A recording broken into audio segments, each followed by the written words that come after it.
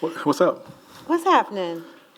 So I just want to put something out there that of the many, many, many writers who were invited to this extraordinary festival, somehow I drew the lucky lottery ticket and Wait a get second. to interview my good friend, Maurice. You mean you were talking to Megan over here or Charisma? Who? Oh, Fatima. It was Fatima Sheikh. That's what it was. I do have the very, very extraordinary pleasure of interviewing. I don't know if I want to call it interviewing. No, we're just going to have a chat. We're just going to talk. It's like just me and you. There's really not, we're all family in this space. We're just going to chat. And and speaking of family, I just want to do a quick sort of head count. How many of y'all have actually read any of Maurice's work? I knew it was going to be everybody in here. Okay. Now I'm nervous. You should be. I'm very nervous. Might have to come back later. This is too much. Well, the reason I ask is because there's a reason that Maurice Carlos Ruffin is Louisiana's Writer of the Year. There's a reason that he is the most immediate past One Book, One New Orleans recipient. And it is because this man believes in the power of storytelling and the power of community. I mean, you do that too, you know. No, we're not here about me. I'm just saying, though. But ain't nobody talking about me. I'm just saying.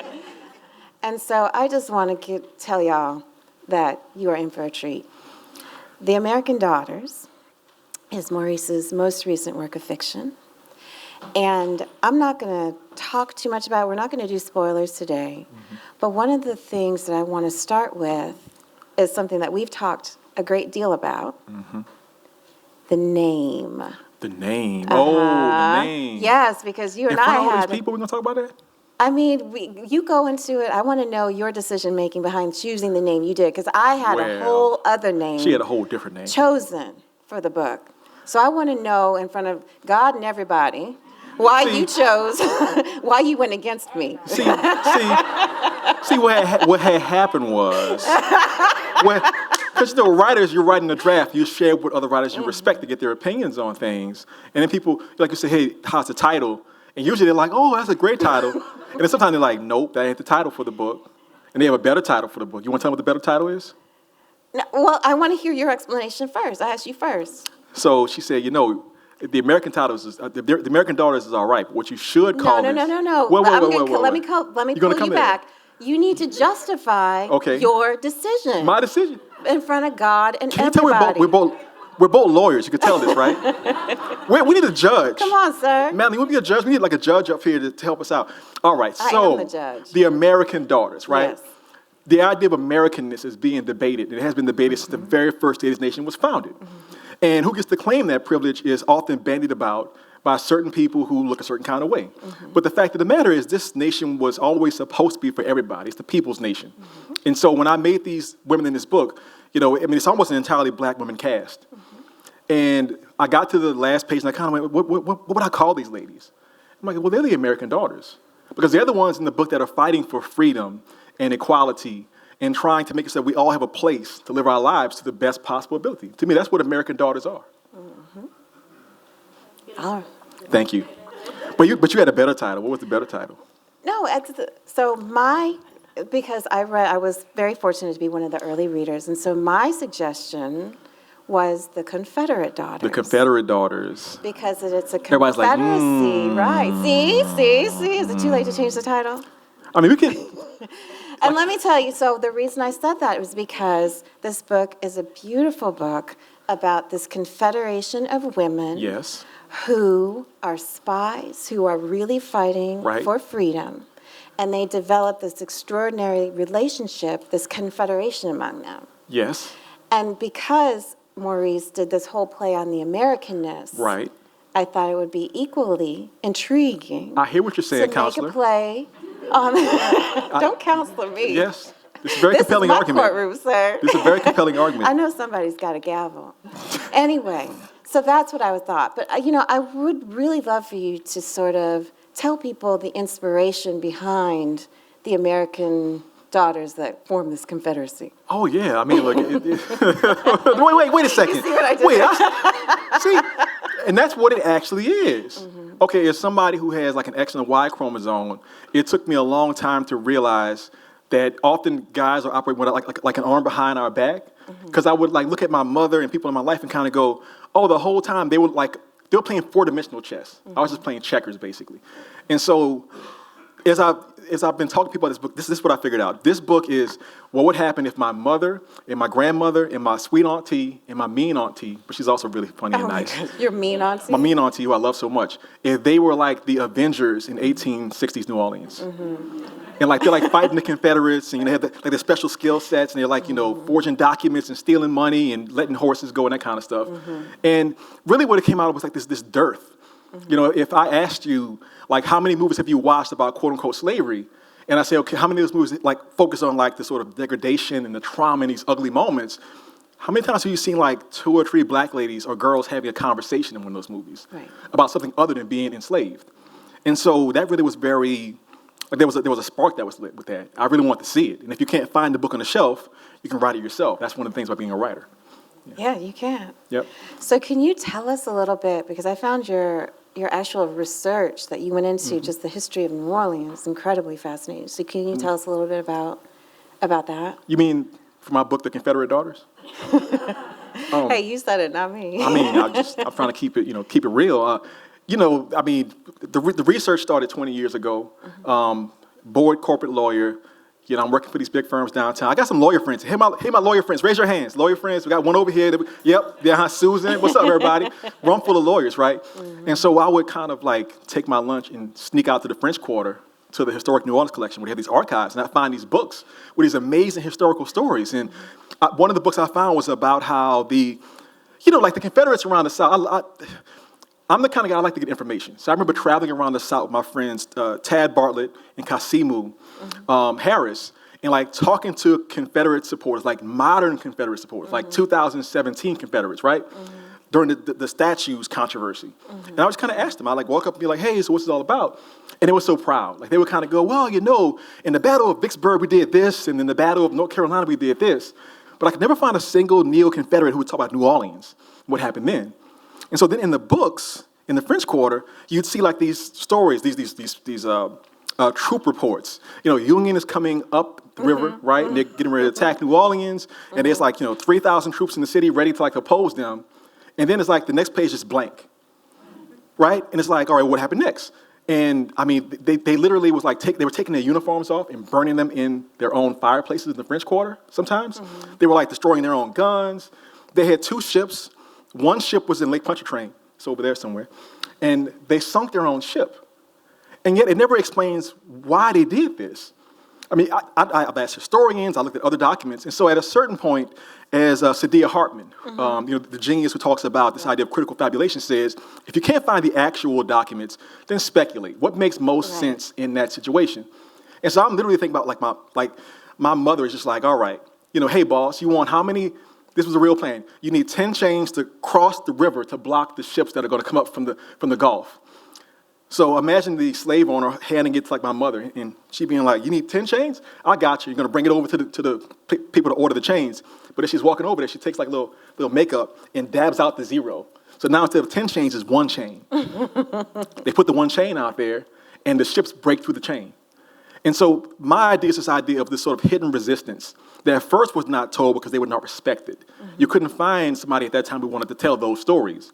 And then looking back now, we keep finding out about people who did amazing things. I was talking to a friend earlier, the writer Lady Hubbard, who talks about this poet who was at the founding of one of North Carolina University, and he's writing poetry, and he's actually selling it to students on campus to pass their classes. But nobody could say out loud who he was. They didn't want to get like an F, basically. Right. So these hidden heroes throughout the history of the nation, we should bring them forth. This is their time to be in the sun.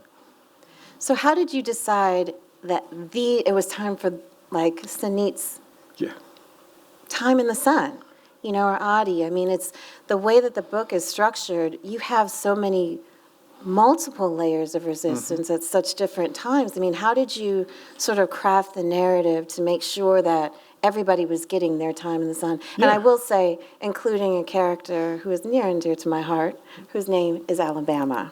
You like Alabama, huh? I do like Alabama. They made Mardi Gras here before Alabama, right? I know that Mardi Gras started in New Orleans, started in people Mobile. shaking their heads. in Mobile. Fine, I will grant you that, counselor, that Mardi Gras started in Alabama. You'll grant me history? I mean, you know, Thank whatever. you. I appreciate it. Right, yeah. But so how did you, like each person, each woman in the book has their own, like you were talking about the Avengers, Yeah. right? But how did you decide it was this person's time in the sun and this person's time in the sun and how they would interplay? I mean, the relationships are so complex and diverse, and so I'm really curious to hear about how you sort of crafted that narrative. Well, I mean, think about, like I mentioned Tarantino, but people are always surprised about this book having like a connection to Tarantino, the filmmaker, Quentin Tarantino, right? And so you think about all his films always revenge narratives. You know, Kill Bill, a lady gets revenge, right? Inglourious Basterds, some Jewish folks get revenge. Django Unchained, you know, a brother gets revenge. If you go to Django Unchained, I like that movie a lot. I really appreciated it. But who's the leading black woman in that film? Her name is Brunhilde, right? For reasons. And she has like maybe 10 lines in the entire film. She's like this sort of like damsel in distress. She's being like tied up and carried off. And I'm like, there's way more to that character than what you see in that film. Absolutely. And so I'm thinking, all right, he chose to give it to, you know, Jamie Foxx, you know, love that brother so much. Give it to the German fellow as the secondary character. But what if it wasn't those two guys? It was like 5 women or something like that. And so, you know, for me trying to bring readers into this new space, because I hadn't seen the story before, well, how do you do it effectively? You make it a coming-of-age story. You have this daughter and this mother, and you forefront them first, and then as time goes on, you introduce more characters. You get Lenore, the best friend character. You get Alabama, this sort of rambunctious, you know, mix of like Beyonce and Aretha Franklin or something like that. And then you get, you get Molly, this little like white British girl over here who like came over on a ship out of nowhere. And you put them in one room together, and then you do this sort of Shakespearean thing where, you know, I had a great Shakespearean professor, Professor Miller, back in like the 90s, and she would always say Shakespeare would have 12 characters, and each character had their own soul, so that when he's writing each character, he's thinking out, like, what would they actually be feeling in that moment? And so Alabama's always going to respond a certain kind of way, and Sunit has her way of responding, and that mixture makes it easy to write. It makes it so much easier to write, because, you know, women have souls, apparently. Apparently. Some guys don't understand that, really. Well, and you know what's so interesting? I've seen it. The first time I had the pleasure of reading this book was a while ago. And the first line, remember what I told you about the first line? What did I say to you? What'd you say? You said delete the whole thing? I said, no. Start over, kid. Start over. No, I said, if you change the first line of this novel, I will never speak to you again. Oh, yeah. So would you do, everybody in this room, the pleasure of just reading just the beginning, the first part? I'm happy to do that. Yeah, if you don't mind. Sure. Let me get a little swig of this. It's probably water, right? I didn't put this bottle here. I mean, I hope it's water. We are in New Orleans. All right, Somebody asked me if I had started libations. Have you started libations? Not yet. All right. We're Let's see working. what we got here. Okay, what do we have? Yeah, this is the line that almost made me lose my male card, like my man card. But it's accurate. There's like 3 guys came to my house and were like, you can't put this in the book. And I said, you better leave it in the book. All right, first chapter, first line. Of all the tiresome habits of men, what drove Audie, known here as Antoinette Marianne Dumarche, to her wits' end was their impulse to expand the pettiest of their lives' moments to epic proportions. Epic. So yeah, read My Brothers Fulfilled pretty much, you know, as they say. I see some finger snaps over there, thank you. Right, Thank you so much. right, because, you know, I think we often have this conversation, you and I often have this conversation about writers who are writing sort of outside of their experience, and is this your story to tell? And as soon as I saw the epic, I was like, oh, this is a man who's really going to understand. Like, this is a narrative. When you start like that, you either know women or you don't. Thank you, I appreciate that. I appreciate that.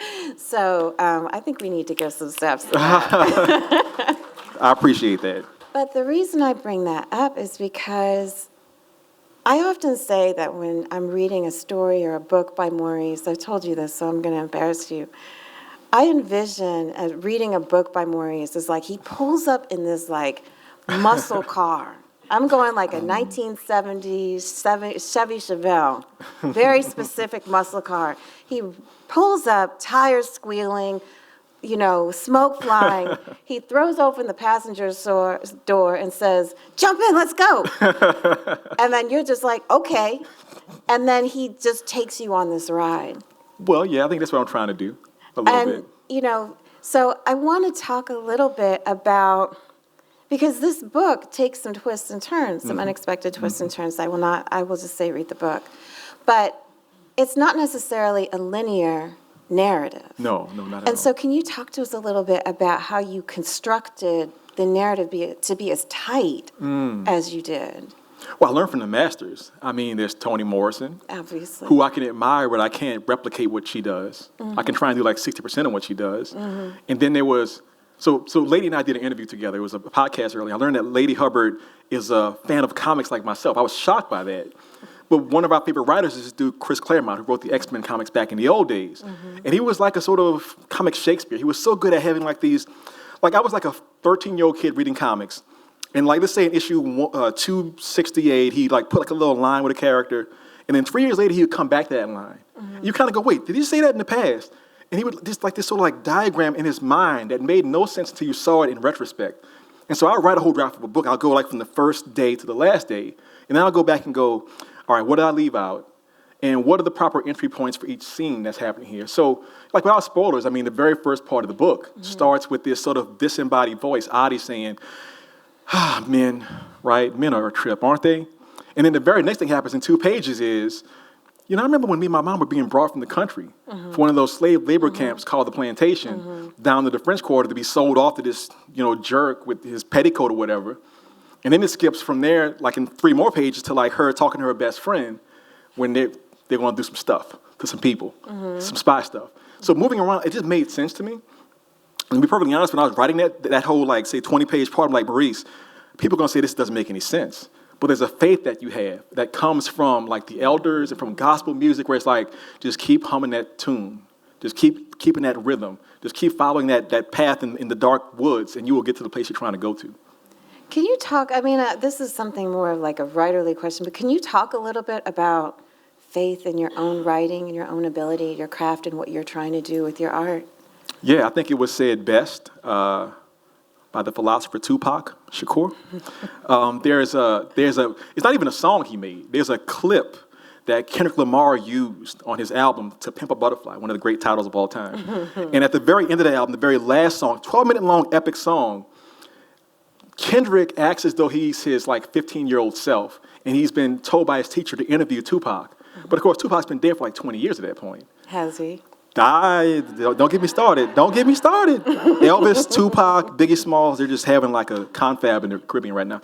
So there's a part where he's interviewing Tupac on the album, and Tupac says, like, how did you manage to like capture the zeitgeist of America in our community at this time? And then Tupac says, it's not even me rapping, bro. It's just my dead homies telling stories. And that's how I feel about it. Because, you know, my first book, I'm proud of We Cast a Shadow and the work I did there. But in that book, it was more like the voice was of the one character who's like an alternate version of myself. He's this black lawyer. He's, intelligent and handsome. Not like me at all. Not like me at all. And it was like just so like pulling out this rope to make the story, come to life. But in this book, in The American Daughters, I mean, I feel like it wasn't. I started this book on December 21st, 2020. And I finished the first draft, I think like March 28th or something like that. Yeah. Barely took like, 4 months, whatever. And it felt like just like, go to my laptop in the morning. So what happened next, Adi? What happened in Alabama? What happened? Just listening and transcribing. It never felt hard. Did you ever feel like you were trying to control the narrative and they were fighting you on it? I learned really quickly I had no control. No control. Listen to the women. Even to the point where I'd never forget this. My first editor for my first book has retired, Victory Matsui, wonderful editor.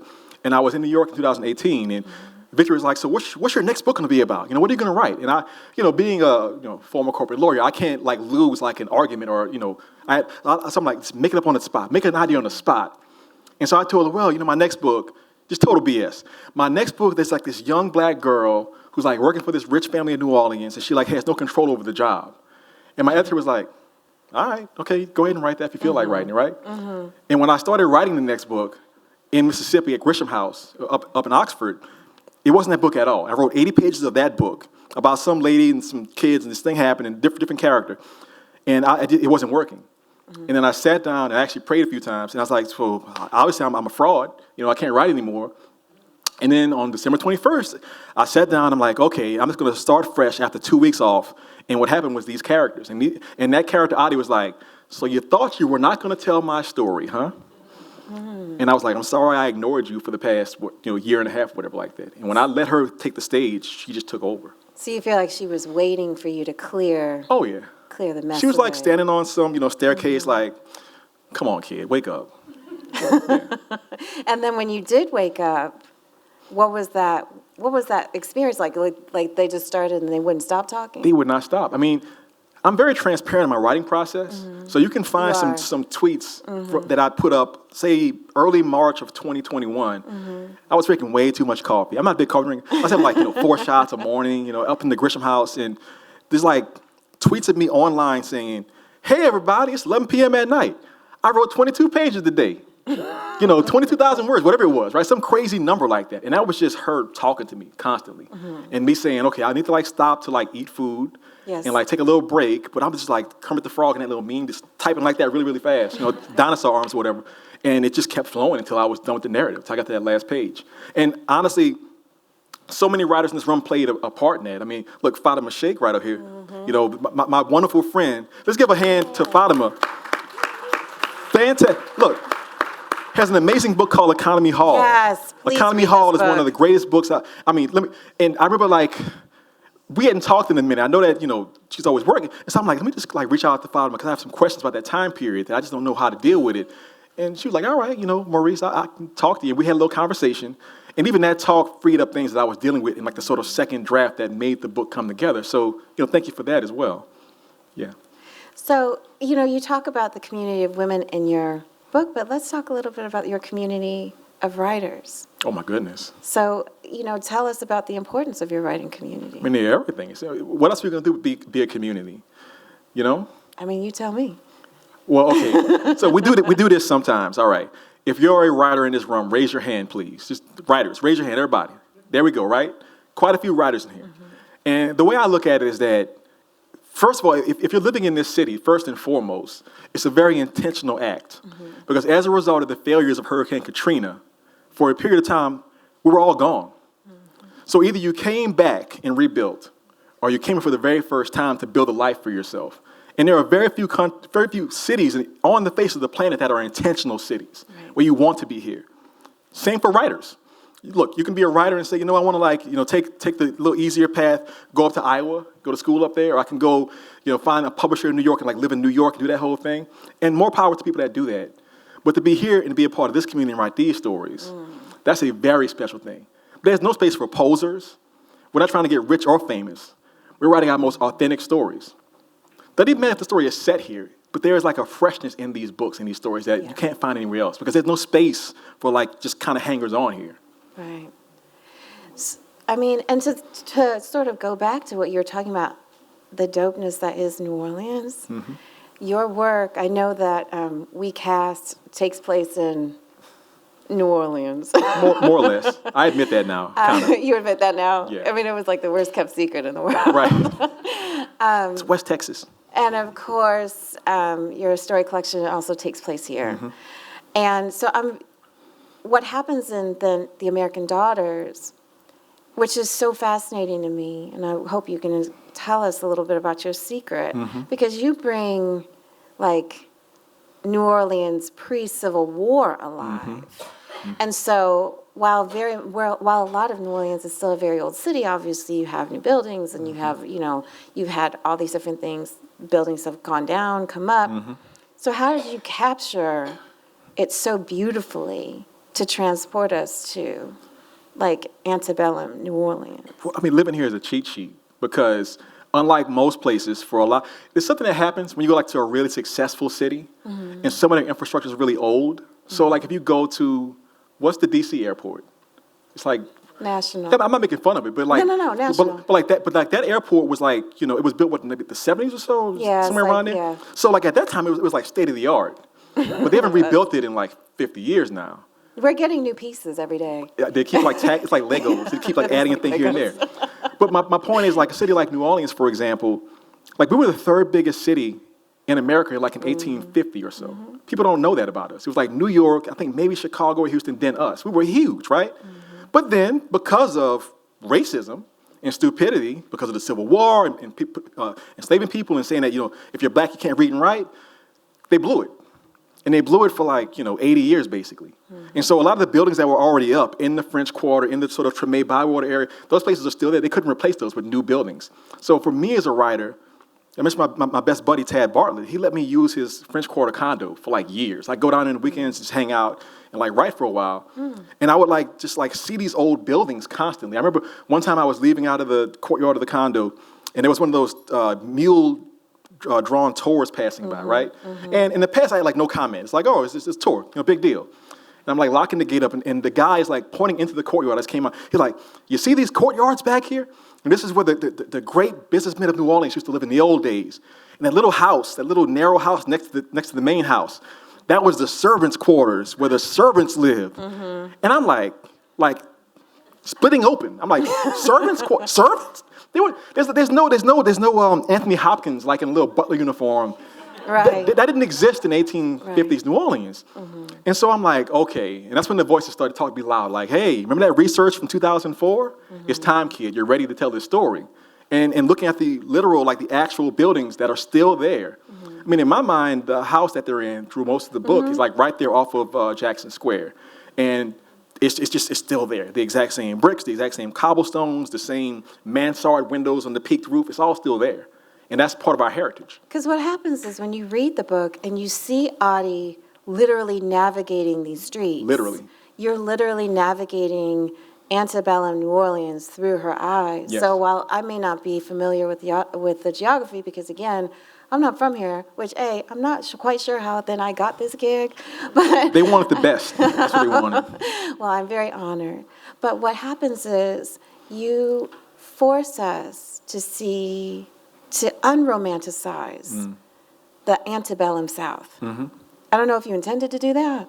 Oh, sure. But you did. And of all the many, many things that you did accomplish with this book, I think just the level of sight that you give Audie to navigate the streets, to find her way to the Mockingbird Inn, and all these things that you are able to do, it also has this really corollary effect of bringing that period alive, and also bringing it alive, warts and all. There's that John Baptiste song that just was up for an Oscar. It's It Never Goes Away or something like that. Nothing in New Orleans ever goes away. I was hired by Rebecca Snedeker and Rebecca Solnit to write an essay for a book called Unfathomable City. And they gave me a research assistant. And this assistant went around and made maps of New Orleans in different time periods, say 1850, 1950, 2010 or something like that. And what they found with the research is that maybe 80% of the locations, around St. Claude and certain other major streets, it's the exact same business today or organization. So I'll give you an example. There was a place on St. Claude. It was a carriage repair shop, in 1850. Then in 1920, it's one of the first car repair shops. Ah, okay. And then it's like a gas station in 1970. Nothing ever goes away. I want to give a shout out to my brother, DJ Johnson. Hey, DJ, Baldwin and Company, that's the owner, Baldwin. One of Earth's greatest bookstores. Yes. The work he's doing, he does a lot more than just sell books. I mean, we're talking about financial literacy. We're talking about just making the community feel. I wish that he was here when I was a kid doing this, but we're the same age, so it couldn't have happened. But my point is, I could almost imagine that there was a brother or a sister doing the exact same thing, near that exact same spot. In that spot. 70 years ago or 200 years ago, because that's how New Orleans is. There is a vibe, there's a spirit that never goes away. So it feels like the building carries a spirit that no matter the technology, the spirit carries on. Absolutely. Absolutely. I mean, New Orleans does have a spirit, but you do feel that there's a sense of spirituality here that's very unique. And I mean, look, if people want to get their life together, this is a good place for that. Is it? Okay, that is fair. That is fair. Look, it plays. Please say more about that. It plays both ways. I remember when I was in law school, and I was on the speech and debate team, and my team at Loyola, my law school, we were up against I think Ohio. They had come down for this speech and debate tournament, so we played a terrible trick on them. So there's like a bracket for different teams going against like a bracket, right? So we were up against Ohio, and it was maybe a Friday night. So my team, it's 4 of us. Our plan was, let's get the Ohio team and bring them to the French Quarter, down the tropical aisle. Get their life right. Get their life right. Uh-huh. And basically, after a long night of things I can't talk about here, they didn't show up for the competition on Saturday morning. And that's getting their life right. So they forfeited their chance. So we advanced up the bracket by not having to play anybody. But that being said, there's a wonderful history of writers who came from other places. Yes. And made their work what it was. I mean, look, Tennessee Williams, Faulkner, Sherwood Anderson, on and on and on and on, right? Mm-hmm. And they found something here. I mean, look, we got in the audience, we got Anel Lopez. Yes. Anel has a book coming out April 9th. April 9th. It's called I'll Give You a Reason. I'll Give You a Reason. Let's give a hand Please. to Anel. Now, if I understand it right, you came down around 2019 or so, yes. And you wrote the book here. I did. And it's an amazing book. Like, I know that for a fact. New Orleans is waiting for you to get here and to be a part of this spirit. Now, I've seen people get off the streetcar, like at Canal and Carrollton, and like kind of go, so where's the nearest Wendy's at? I'm like, you don't belong here. You can hang out for a couple of days, and then like your passport's going to expire. You have to get out of. Oh, you get passports? You reject people? We don't actually show it to people, but it's there. We can see it. What happened to this team? I'm curious. I'm just saying, look, either, if you know, you know. All right, well, all right. You got a passport. Is it stamped? It's floating above your head right now. I can see.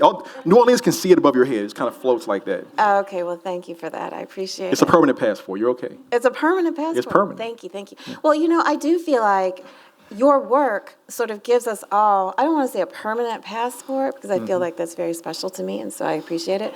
But I do feel like your work gives us a sense of New Orleans through a perspective that we don't see. Because I think, to your point about people coming here, like the team came here, and this sort of idea that this is just where I'm going to come and put it all out, leave it all out there because I have some place to go and actually be a respectable human being.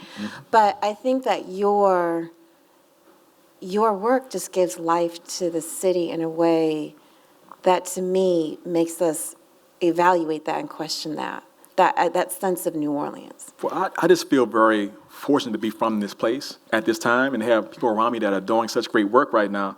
Because sometimes writers would try to fake as if they come from like a very interesting hometown. Like there's these little books from like little places in like, West Virginia. It's all right, it's okay. It's the people that are interesting, not necessarily the setting that's interesting. Whereas this is one of the world's great cities. There are, I think I've said this, I've been like reading like a lot of like ancient literature, like Greek plays and like Roman stuff. I'm one of those guys, I think about Rome like every 5 minutes, that kind of stuff, But like you read this work, like there was a, there was a poet named Patroclus, and he's like walking around Rome like in the year 100, thinking, man, this place sure smells bad today. Nobody thinks about that. They think about Rome like centurions and like, the daggers and that kind of stuff. People have been telling stories about New Orleans that were based in fantasy entirely for the longest time. And so to be somebody who can be like a truth teller of what is really here, to make stories about people I've never seen in books. I have a story in the collection called Rhinoceros, where the two main characters, there's a non-binary high school student and a transgender girl student. I've never seen those characters in anything about New Orleans, even one time. So to give them 15 pages, or to give a middle-aged lesbian black woman 38 pages, 39 pages at the end of the collection, that to me is really important. Because maybe one day, 2,000 years from now, somebody kind of go, oh, not bad, not a bad job. Because at some point, it's almost like you're like a primary source for what actually happened in the place. Well, that's the last question I'm going to have the indulgence of asking you about. But what do you feel like your role is in sort of playing this documentarian, this historian for New Orleans? Because although you write historical fiction, or fiction writers, how do you feel like your work still documents truth? How do you do that with fiction? So earlier I had the pleasure of being on a panel with Nana, one of the great writers of this modern era. I respect that brother so much. And he said that he sees himself as a drop in the water. And so I can't predict the future. Maybe I'm Amadeus, maybe I'm Salieri. I have no idea what the future is going to say about me as a person, whether I was doing the great work or the kind of okay work. But what I can do is like just have my part. And I notice that the more I get out of my own head and to look out with this sort of passionate heart and to try and give center stage to these characters and these people who really existed, it gets better. The work just gets stronger. The response from people in the city and from around the country is just stronger and stronger and stronger. So I'm the instrument. They're going to pay me, And that's a good thing, in my opinion. All right. Well, on that note,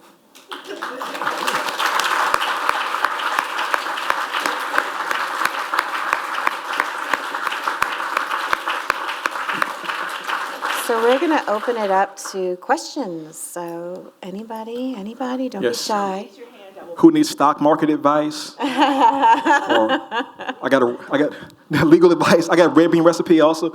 Sean P. The Sean P. experience. Let's give it up for this brother. Yes. Yes, let's give it up for this brother. On Instagram, Sean P. has one of the greatest interview shows, and also on YouTube as well now. You're mainly on YouTube as well. He is a local griot. West Louisiana in the house. Yes. Anyway, Yes. what's your question? The best food, Maurice, 337. Now, on a serious tip, at your level of being a writer, what does practice look like for you? Like daily or weekly practice? I know most folks talk about practice until they get published, and you don't hear about the practice anymore. So what's practice like at your level of being an author? Oh, I mean, how about this level over here? Like, I know for a fact you're an early morning writer. Yes, I am. And you'll get up and just roll, like, before sunset. He didn't ask me the question, Maurice. And then you come back, you write some more after that. Perhaps, but he didn't ask me. And then the you'll send a text like, question, you should call the Confederate Daughters. And I'll be like, what's up? I mean, my practice is, look, I think what writers have to do is two things that work both externally and internally. One thing that holds writers up is trying to be like somebody else. So when you're writing the work, don't try to sound like Virginia Woolf. Don't try to sound like anybody else but yourself. When your voice becomes more authentic to you and your community, the work becomes stronger. And in terms of your practice, like your actual sitting down to type out the novels and stories, what fits your personality? You know, the most common advice you hear is write every day, you know, as a writer. And I'm sure that's fine advice in general. And maybe as you're starting out, that grind is a good thing for you. But I'm somebody, I don't like routine at all. I like to be like in my own sort of improvisational flow. And so I might go 5 days or 5 weeks without writing anything. Yeah, that's right. Let's clap for that. Yeah. But then, like, you know, so what I found is that the less I write intentionally, the better the writing gets. So I might just like forget I was even writing a book. Like I just sold my next book, right? I'm writing it right now. I've not written a page since like February 22nd. You know, that's fine. Don't let your editor know that. Oh, she's probably in the room somewhere. But, they are recording. That is true. Hi, Nicole. It's going to be all right. Trust me. It's going to work out. It'll be all right. It's going to work out. But when I sit back down, like it's just going to feel good. Because I miss the characters. I miss that setting. I miss those themes. And I'm going to go, hey, you guys all right? And they'll go, oh, you decided to come back, huh? I'm like, no, I had to, get myself, I had to gather myself. But now I'm here. And when I do that, that practice makes the work go. And again, the last thing is just listening. You know, it's never like, I'm going to make you say this, make you do this. It's like, no, so what was happening that you were so mad about on the last page? Well, it's funny you should ask about that. And it's let the work flow from that, and it just comes out. It's a good question. Yeah. Thank you, Sean P. Lots of questions out here. Question. The voices are strong, the soul is strong, but the patois is pitch perfect across all the characters. That's a skill set that is missing from. It really is.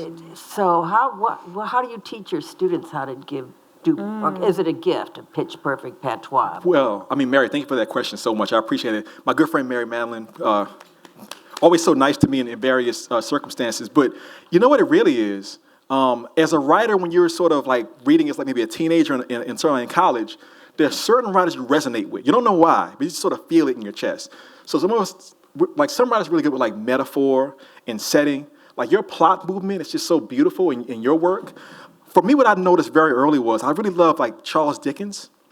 He was so good at like having like this sort of England, this Victorian England, with like 10 characters, different accents. You know, like the Queen's received pronunciation, the Cockney, the Northern England. And he would explain how he would go to the mirror, like his wife and kid are in the next room, he talk in the mirror at it like that. So first you listen to the voices. Like, who was Alabama in my mind? It's like maybe my cousin and my auntie and also a little bit of this lady I worked with. That's the voice. So how does it sound? And I kind of like write and kind of go, all right, would she use that word? No, she would never say that. It's too big a word. She wants like fast, punchy words. So there's a practice to it that takes some time to get to. But again, it's the thing I keep saying, get out of your own way. And New Orleans is so rich in our accents and our diasporic, dialogue. I mean, everybody in this room who's from New Orleans has a different New Orleans accent, And you can just hear it. we just kind of go, oh yeah, that person's from the lower Ninth Ward, or Treme, or the 337, or North Louisiana, and it's beautiful. Because now in a lot of places it's going away. I mean, New York, was the same thing 100 years ago. Now it's mostly like 3 accents, maybe. And maybe it's going to be 2 in like 10 years. We still have it here, and that's a wonderful thing to have. Thank you, Mary. Got a few hands out there. Yo, this side of the room is winning with the questions. What's happening over here, people? Come on now. Now you can just observe. It's okay. Relax. It's all right. It's okay. Thank you. Yep. Thank you for coming, and you're doing a very great job as a moderator. Oh, thank you. This is going to sound like a nonsensical question, but how do you know if you are best served by being an unpublished, unwritten author? Oh, well, okay. It does work sometimes. Unpublished, unwritten. So that's Emily Dickinson. Dickinson's writing all these poems back in the day, and she's writing poems that are so unusual, they don't understand what she's doing. It kind of doesn't make any sense to anybody. And actually throughout history, back to ancient Greece, Rome, Egypt, parts of Africa, there's all these different stories that existed. We're just finding these stories today. Even in the Bible, for example, they found some old biblical text that didn't make it into like the New and Old Testament, like in Turkey, China, and Egypt, that tell stories about, like, say, Jesus or St. Peter and St. Paul that just got lost. When you find those old texts, it changes the world. They're really good. Finding Emily Dickinson's work changed poetry forever. And maybe it's happening in other texts as well. Now, personally, what is your goal? My goal is to have some effect on people right now in this place. I always say that my real goal is that, like, some teenager like myself finds my book in the library, gets off the shelf, reads it, and goes, that's okay, I can do a lot better than that. I can do way better than this Maurice guy. And if I can inspire, like, even 10 kids, like in a given year, to write their own books, that's a victory for me. So it's just a matter of your personal goals. You can write the best book, put it in the time capsule, bury it under the Superdome, leave it there for 1,000 years. They're going to find it and go, this guy was a genius. That's fine. There's no single right answer, but again, it's being self-directed and having your own personal goals. Thank you for the question. Appreciate it. My question actually follow up to what you just spoke about. What do you think can be done to motivate young black boys to be willing to write more about what they're doing? Because we see a lot of our newer writers are black females, which is applaud that, but black boys actually have stories that need to be told, that should be told, but for some reason they don't want to. They're afraid to put those stories out there. No, that's a great question. Look, I think as the young people say, we got to put some respect on the name of some of these brothers who are writing books. Right. So whether it's a Robert Jones Jr. or Kiese, my big brother, Jason Reynolds, I mentioned Nana earlier. A lot of times writers write great books and they disappear. They don't get any support. They get a bad advance. They don't get any good press. There's no reviews coming out. And then they just get lost to time. They just kind of like peter out. And so like with anything else, it's just support. It's really as simple as that. Because I know so many young brothers who are brilliant people and brilliant storytellers. And I'm like, you know what? If somebody would tell you in school that you're a good writer and you get that support moving through time, that young men can write, that can change the world. And I want to see that happen as well. Thank you for the question. One more question, I think. Yeah, I think we have time for one more question. This is the very last panel of the day, of the entire festival, I think. Yeah. Maybe we'll sneak in an extra one. Maybe. Okay, all right. Maybe, but yes. I'm with you. So thank y'all for coming. You talked a little bit about writing from your experience, right? And so how I want you to talk about feeling like an imposter, right? Because you can talk from your experience or your experience with someone. So how do you get over feeling like I'm being an imposter or I'm not actually, I'm faking this because this is not my experience. I'm writing about my perspective of this person. What's your name again? Ashley. Thank you, Ashley. And I guess we got one more question after this, maybe, perhaps? I mean, you got to start talking. All right, okay, all right. Let me do my job, you do your job. I'm going to do that, counselor. All right, so how do you write without feeling like you're an imposter? It comes, in my mind, from a place of selflessness. I went to the big conference, AWP, in 2011. There was a panel where the panelist was talking about being a memoirist. He's writing a story about his family where there's like a lot of substance abuse and other abuse in the family. And he was like, at first he felt like he couldn't write those stories. He didn't want to like disrespect his family and like be like a pariah in his own neighborhood and yada, yada, yada. But then he said something that just backed my head ever since then. He said, you know something? You love yourself, you love your family, you love your neighborhood and your community. Throughout history, the vast majority of people disappear without a trace. And as a writer, the gift you have is to place your loved ones in amber for all time. So when I write those stories, I'm like, yo, I want to show my mama and my daddy and my grandma and my great-grandparents in these stories, and I want to do it from their point of view, which is the reason why in this book, which has like this sort of slave narrative thing, there's not like, I don't put like visuals like people being attacked, like sexually assaulted. They don't want to see that.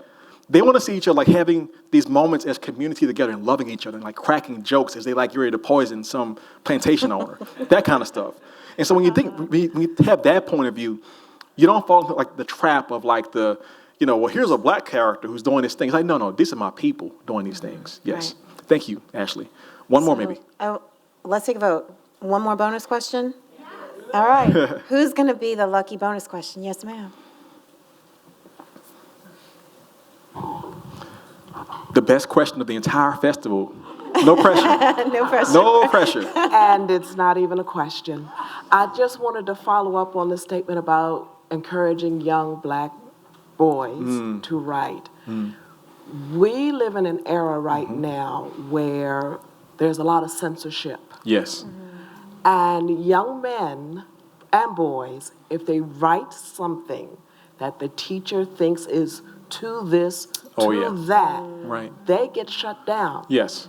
Not just shut down, Yeah. suspended from school. Absolutely. If they write something that skews a little bit too violent I've seen the way that the teacher does. Or if they write something that they think is not street enough, Yes. they also get shut down. Right. So we need to work with the adults that work with the children.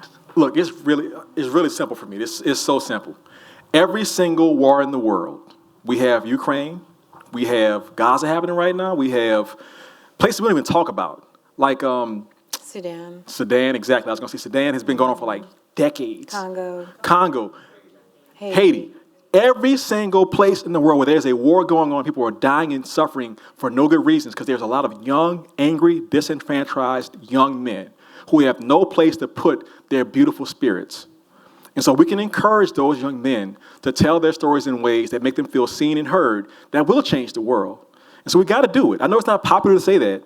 Like, I'm not like a male supremacist, but it is a real thing. I've seen it so many times. So yes, absolutely. Yes. Thank you for that. I feel like on that note, y'all, I just want to congratulate Maurice on this beautiful book. Everybody go buy this book if you haven't gotten it already. And you're going to be signing, I believe, in I guess. Is it still open? Yeah, maybe. Yeah. Is it still open? I think they'll keep it open for you. Okay, Thank cool. you, everybody. Can we give Maurice one more hand? Thank you. Thank you.